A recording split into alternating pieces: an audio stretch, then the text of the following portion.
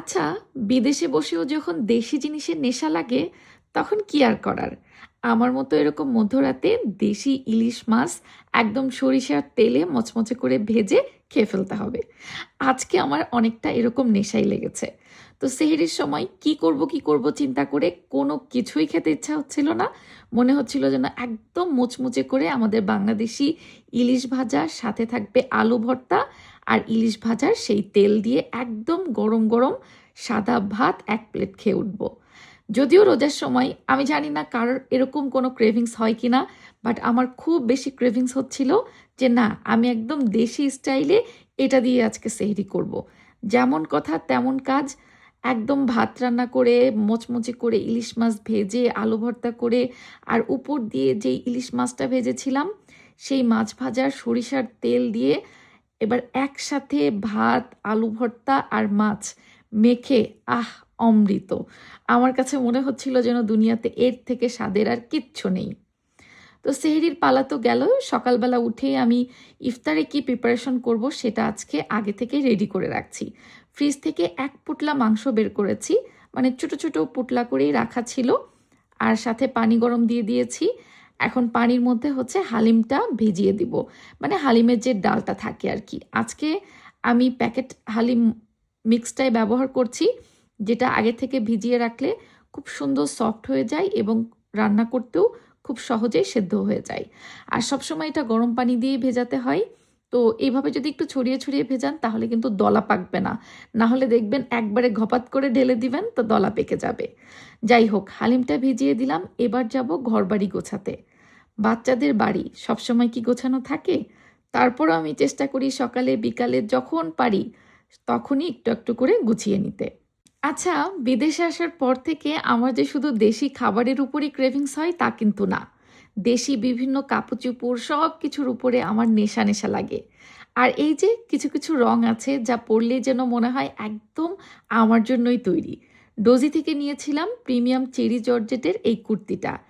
এত সুন্দর Shelley green শেডের একটা কালার, চেস্টে ফ্লোরাল সিকুইন এমব্রয়ডারি, সূক্ষ্ম আর এলিগেন্ট কাজগুলো এত সুন্দর। পরার পরে আমার কাছে মনে হচ্ছিল যে এর থেকে আরাম আর আমার কিছু হতেই পারে না। যেমন রিফাইন্ড ও ক্লাসি একটা লুক, ঠিক তেমনই রেগুলার আউটফিট বলেন বা পার্টি বলেন, সবখানেই কিন্তু একদম মানিয়ে যাবে।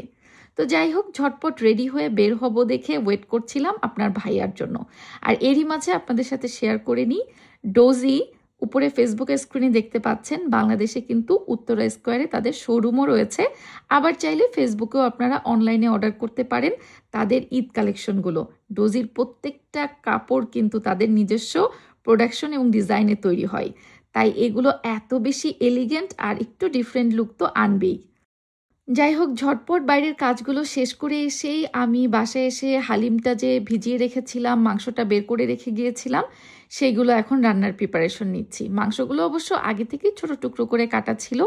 যদিও আজকে আমি প্যাকেট মশলা দিয়েই হালিমটা বানাবো, কিন্তু তারপরেও আমার নিজের একটা রিফাইন্ড রেসিপি আপনাদের সাথে শেয়ার করব, যেভাবে রান্না করলে কিন্তু এটা খুবই মজা হয়। আচ্ছা, সো প্রথমে একটু পেঁয়াজ বেরেস্তা করে নিয়ে তার মধ্যে আমি দিয়ে দিলাম হচ্ছে ছোট টুকরো করে কাটা হাড় চর্বি সহ মাংস।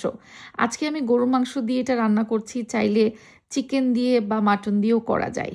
এরপরে প্যাকেটে যে মশলাটা ছিল সেটা দিয়ে দিলাম, আর দিয়ে দিচ্ছি আদা রসুন বাটার 2 কিউব। মানে ফ্রেশ আদা রসুন বাটা থাকলে সেটাও দিতে পারেন, বা ফ্রোজেন থাকলে আমার মতো এটা দিয়েও কাজ চালিয়ে নিতে পারেন। এবার সব কিছু একসাথে মাংসের সাথে কষিয়ে নেওয়ার পালা। মাংসটাতে এই মুহূর্তে কোনো পানি দেইনি, মাংস থেকেই যতটুকু পানি বের হয়েছে সেই পানিটা দিয়ে এই মাংসটা একদম সফট করে ফেলতে হবে।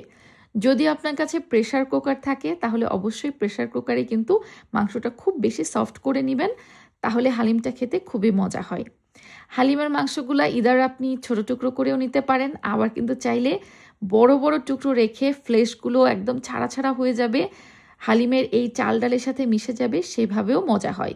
ওইটা অবশ্য অনেকটা পাকিস্তানি স্টাইলে, ওটাকে ডালিম বলে মেবি, বাট আমরা বাংলাদেশিরা কিন্তু এভাবেই হালিম রান্না করে অভ্যস্ত। মাংসটা যখন একদম সেদ্ধ হয়ে এসেছে তখন আমি এর মধ্যে দিয়ে দিলাম আমি যে সকালের দিকে ভিজিয়ে রেখেছিলাম হালিমের ডালের মিক্সটা, সেটা। যেহেতু এগুলো একদম ফুলে গিয়েছে আর এটা সেদ্ধ হওয়ার জন্য আমি গরম পানি ব্যবহার করেছি, তাই বাকি যেটুকু সেদ্ধ হতে হবে খুব বেশি একটা আমার সময় নেয়নি, তবে প্রেশার কুকারে দিলে আরও দ্রুত হয়ে যেত।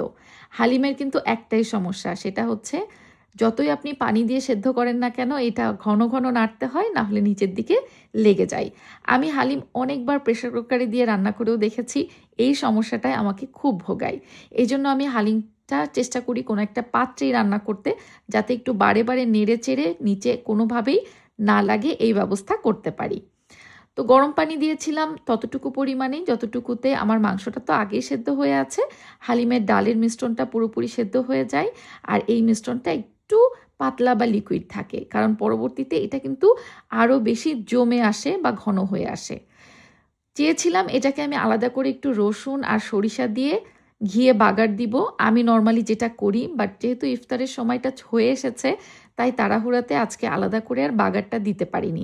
জাস্ট উপর থেকে 1 চামচ ঘি দিয়ে আমি হালিমটা নামিয়ে নিয়েছি। এবার তো শসা কুচি, কাঁচামরিচ কুচি, ধনেপাতা কুচি, একটু আদা কুচি আর সাথে পেঁয়াজ বেরেস্তা দিয়ে হালিমটা পরিবেশনের পালা।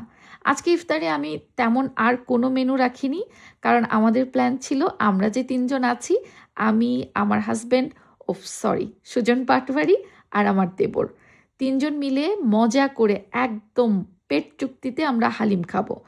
রোজার মধ্যে হালিমটা আসলে সবারই মেনুতে থাকে, অনেক পছন্দের একটা দেশি আইটেম আমাদের।